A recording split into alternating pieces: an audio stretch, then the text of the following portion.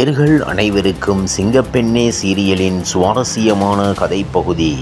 Sun டிவியின் சிங்கப்பெண்ணே சீரியலில் ரசிகர்கள் எதிர்பார்த்து கொண்டிருந்த அந்த தருணம் வந்துவிட்டது. காந்தி மற்றும் அன்பு ஒருவரை ஒருவர் புரிந்து கொண்டு அவர்களுடைய காதல் ஜெயிக்க வேண்டும் என அந்த சீரியல் பார்க்கும் ஒவ்வொருவரும் எதிர்பார்த்து கொண்டிருந்தார்கள்.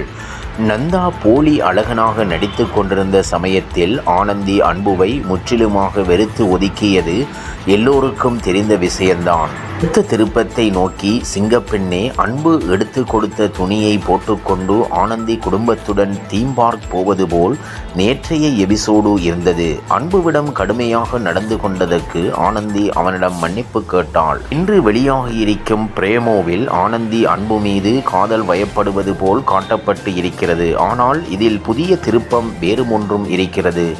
ஆனந்தி மனதிற்குள் முகம் தெரியாத அழகனை உருகி காதலித்து கொண்டிருக்கிறாள்.